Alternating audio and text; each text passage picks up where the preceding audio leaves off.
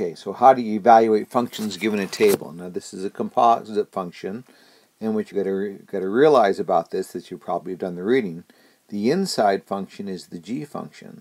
So the first thing I'm going to do is find out what g of 3 is. So I have to go to my g table. I'm going to look at when x equals 3, and we see that y equals 2. So g of 3 is 2, and then we see the outside function is f. So now I'm going to evaluate f of 2. So I'm going to go to the f function, look at 2. I'm seeing 8. Now for the other part, they're reversing the order.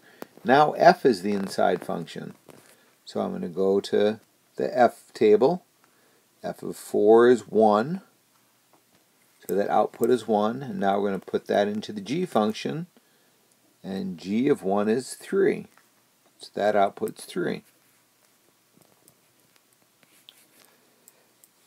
So now once you try these two, stop the video, try these two using the same tables, and then come back and watch what I do with it. So inside function for the first one is is g, so g of 1 is 3. I got that right there. Now I'm going to drop that into f because f's the outside function, and f of 3 is also 3. So that's that solution. Now we're going to say that f's the inside function, and we already know from that last work we just did that f of 3 is 3. And then we're going to find out what g of 3 is, and I'm seeing that g of 3 is 2. So that's that solution.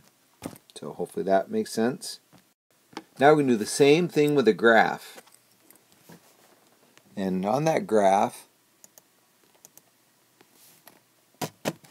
we are going to, so f of g of 1. So g is the inside function again. So here's the g function. G of 1, well, when x equals 1, y equals 3. So then I come over here to the f function. When x is 3, y equals 6. So that is what that composition is equal to. Now why don't you go ahead and stop the video and try that for this one. So f of 2, well, I'm going to go look at that f function. F of 2 is 5. So I know that output is 5. Now I'm going to find g of 5. So I go to the g function. Here's x equals 5. Y equals 3. So that's what that composite function becomes. So now we get to do the same thing with equations, and again we see that h is the inside function. So what's h of 1? Well, 3 times 1 plus 2 is going to be 3 plus 2, which is 5, and then we drop that 5 into the f function. That says take 5, square it, and then subtract 5. So 25 minus 5 is 20. Something that may help you, I don't know. Think of these as function machines. A function is a machine that has input and output. If this is the h function, and then this is the f function, because it's that order, what I'm dropping into the h function is a 1. What comes out is a 5. Then I drop the 5 into the f function, and what comes out is 20. So why don't you stop the video, try this one. So f of negative 2 works out to be negative 2 squared minus negative 2. Well, that's going to be 4 plus 4 is 8. And then we're going to drop 8 into the h function. I'm going to run out of room here a little bit. So h of 8 equals 3 times 8 plus 2. Well, that's 24 plus 2 equals 26.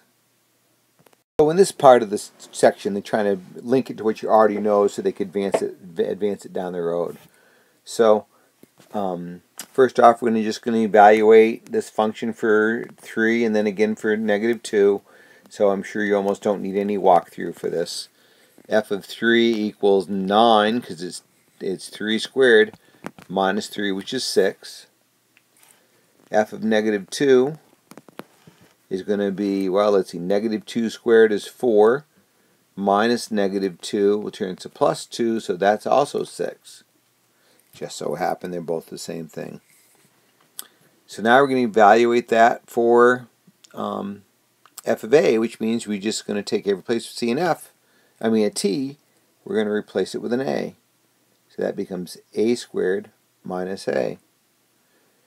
For this next one, well, that tells me I have to drop in x plus 2. So x plus 2 squared minus x plus 2. And then they probably want us to clean this up, which means we have to FOIL this part. That's x plus 2 times x plus 2, which if you remember back from algebra, that's x squared plus 4x plus 4. Then this one I'm going to have to distribute that negative through. Now if we combine all our like terms, that's going to give me x squared plus 3x plus 1. So that's what f of x plus 2 is. We got a function. Now if I wanted to drop in t cubed for this, that's going to give me t cubed squared minus t cubed. Well, remember when you multiply a power to power, you multiply the powers. So that'll be t to the 6th minus t to the 3rd, and we're done. So this last part is a different function, and they want you to evaluate that for t minus 2. So why don't you go ahead and try that, and then you can come back and check what I did.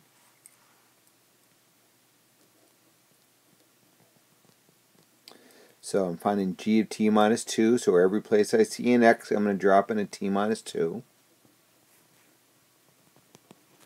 And that's going to give me 3t minus 6 minus, and I can't do too much with that square root sign. So that's what that becomes, and I can't clean that up any further, no like terms. So now, besides being able to evaluate a composite function, which is important, you also need to be able to write them sometimes. So what we're going to do is we're going to evaluate, we're going to drop in this first one, we're going to drop the g function, which is that whole thing, into the f function. So instead of writing x squared, I'm going to write 1 over x minus 2x, and I'm going to square it, which means 1 over x minus 2x times 1 over x minus 2x. So now I'm going to FOIL this. That's 1 over x times 1 over x is 1 over x squared. I'm going to multiply this times this. So if you think about this, that negative 2x is actually over 1, and those x's cancel out. So that I'm just left with negative 2. Then I'm going to get the same thing with this part. So that's another negative 2. And then I'm going to go back and I'm going to say negative 2x times negative 2x for the last term is positive 4x squared. And then I guess the only thing we can really do to clean this up is combine those two negative 2's. And that's a perfectly acceptable answer. So that was f of g of 3, g of x. Now we're going to reverse it. Okay, so f of g of x, so I'm going to take the f and drop it into this function. So g of x squared, right, is what f of x is. That's 1 over x squared minus 2 times x squared, which we can't do too awful much with this. I would certainly leave it squared. I would certainly leave it there. So go ahead and try this, and then come on back and check what I did. So f of g of x, so I'm going to drop g of x into the f function. So f of the square root of x becomes, well, I'm going to do this a little bit differently. I'm going to think of this as x to the 1/2. And what that will allow me to do is x to the 1/2 to the 3rd plus 3 times x to the 1/2. Well, when you're raising powers to powers, you can multiply those powers. So that's x to the 3 halves, plus 3 times x to the 1/2. And then we probably ought to simplify this a little bit. Well, I don't know if you remember what you remember about simplifying radicals, but this means the square root of x cubed is one way to think about that, which is the same thing as the square root of x squared times the square root of x. Remember, we add the exponents. So the square root of x squared is x. I still have a square root of x, and then I'm going to say 3 square roots of x. And I might be able to do something more to clean that up, but I'm going to leave it right there. So now we're going to reverse it and find g of f of x. So that means the g function is, the f function is going to the g function. So big square root, because that's what the g function is asking. And I'm just going to write 3x cubed plus 3x, and I really can't do much with this. I mean, I could factor an x out, I guess, but I can't take the square root of x squared plus 3, so I'm done. I might as well have left it here. Okay, so this last one I'm going to talk about is a word problem about the same kind of idea. So a city manager determines the tax revenue, R, that's how much money they take in, collected on a population of P people is this, and the city's population based on time, the function time is that, so they want us to find a function in terms of time. So basically what I'm doing is finding R of P of T. So every place I see a P, I'm going to replace with 60 plus 2t plus 0.3t squared. So 0.03 times 60 plus 2t plus 0.3t squared plus the square root of 60 plus 2t plus 0.3t squared. And I really can't clean that up too awful much. I mean, I guess I could distribute the 0.03 through, but that doesn't get me too far. So I would almost leave it just like that.